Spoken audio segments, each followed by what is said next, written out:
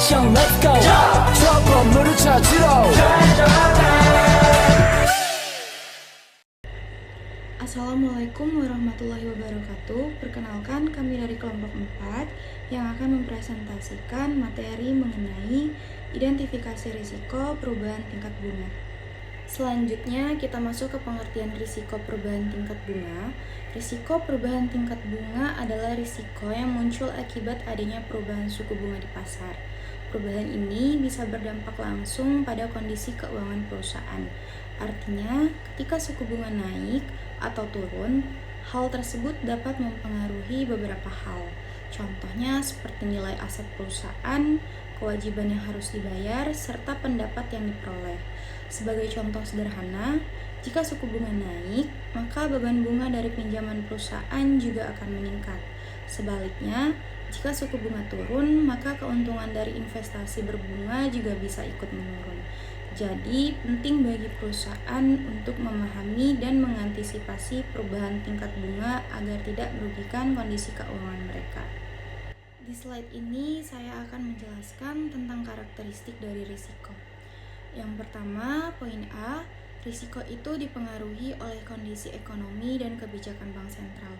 Artinya, ketika kondisi ekonomi sedang tidak stabil, seperti inflasi naik atau suku bunga berubah, maka tingkat risiko juga ikut berubah.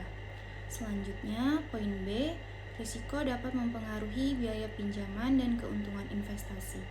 Jadi, kalau risiko meningkat, biasanya bunga pinjaman juga ikut naik dan keuntungan investasi juga bisa menurun. Kemudian, poin C, risiko berdampak pada nilai aset dan kewajiban perusahaan.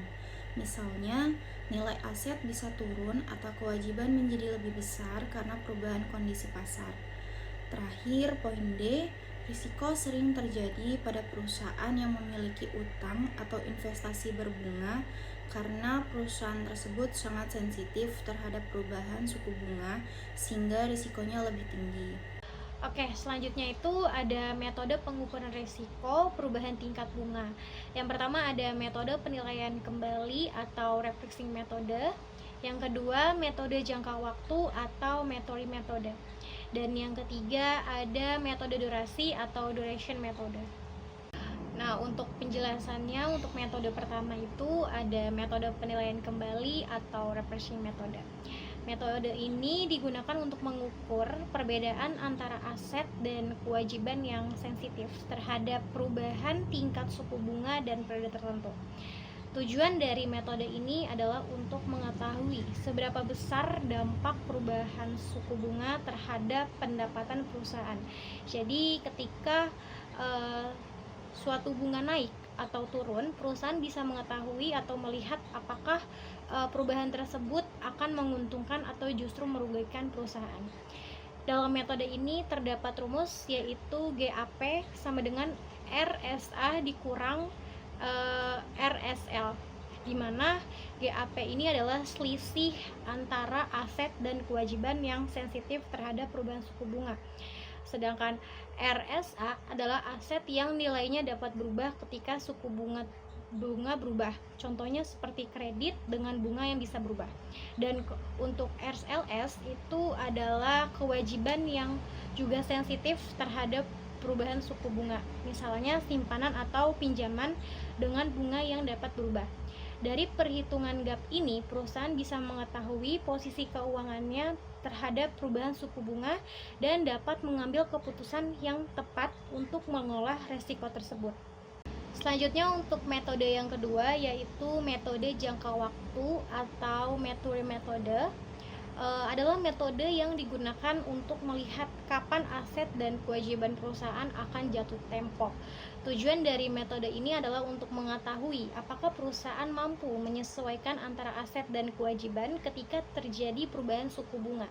Dengan kata lain, metode ini membantu perusahaan memahami apakah waktu jatuh tempo aset dan kewajiban sudah seimbang atau belum.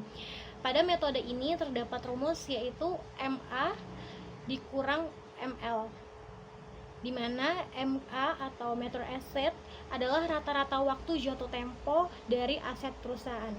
Sedangkan ML atau metode liability adalah rata-rata waktu jatuh tempo dari kewajiban perusahaan. Dari perhitungan tersebut, perusahaan bisa melihat apakah terdapat perbedaan waktu jatuh tempo antara aset dan kewajiban. Jika perbedaan terlalu besar, maka perusahaan bisa menghadapi resiko ketika suku bunga berubah. Jadi metode ini penting untuk membantu perusahaan mengelola resiko perusahaan tingkat bunga dengan melihat kesesuaian waktu jatuh tempo, aset, dan kewajiban. Nah, di bagian ini saya akan menjelaskan tentang metode durasi atau duration method. Jadi metode ini tuh biasanya digunakan untuk mengukur seberapa sensitif nilai suatu aset atau investasi terhadap perubahan suatu suku bunga. Singkatnya nih, kita mau tahu kalau suku bunga naik atau turun, harga aset itu berubahnya seberapa besar. Nah, durasi ini tuh nunjukin seberapa besar risiko perubahan harga akibat perubahan suku bunga. Semakin lama durasi suatu aset, biasanya resikonya juga semakin besar terhadap perubahan suku bunga. Nah, untuk rumus menghitungnya itu gini, perubahan harga dibagi harga awal sama dengan negatif durasi dikali perubahan suku bunga dibagi 1 ditambah suku bunga. Nah, kenapa nih ada tanda negatif? Karena hubungan antara aset dan suku bunga itu berlawanan arah. Artinya kalau suku bunga naik, harga aset biasanya turun, dan itu sebaliknya. Nah, di studi kasus ini kita bahas kasus nyata dari Silicon Valley Bank atau SVB. Pada masa pandemi COVID-19, SVB mengalami lonjakan simpanan dari nasabah, terutama dari perusahaan startup. Karena saat itu suku bunga rendah, bank kemudian menginvestasikan dana tersebut ke dalam obligasi pemerintah dan MBS jangka panjang. Masalah muncul saat memasuki tahun 2022 sampai 2023 ketika Federal Reserve menaikkan suku bunga secara agresif untuk mengatasi inflasi. Nah, sesuai konsep metode durasi, kita tahu bahwa ketika suku bunga naik, maka harga obligasi akan turun. Dan karena SVB banyak berinvestasi di obligasi jangka panjang yang durasinya itu sangat tinggi, penurunan harganya itu semakin besar.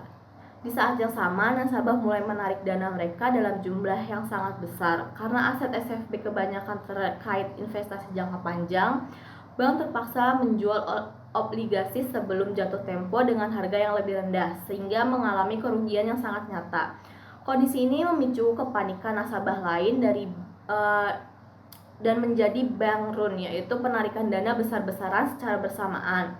Akhirnya, SVB tidak mampu menahan tekanan likuiditas dan mengalami kebangkrutan pada tahun 2023. Nah, dari sini kita bisa mengambil kesimpulan, resiko perubahan tingkat bunga merupakan resiko yang dapat mempengaruhi kinerja keuangan perusahaan. Untuk mengidentifikasi dan mengukur resiko tersebut, perusahaan dapat menggunakan beberapa metode seperti metode penilaian kembali, metode jangka waktu, dan yang terakhir metode durasi. Dengan memahami resiko ini, perusahaan dapat mengambil keputusan keuangan yang lebih tepat dan mengurangi dampak kerugian akibat perubahan suku bunga. Sekian yang dapat kelompok kami jelaskan, kurang lebihnya mohon maaf. Wassalamualaikum warahmatullahi wabarakatuh.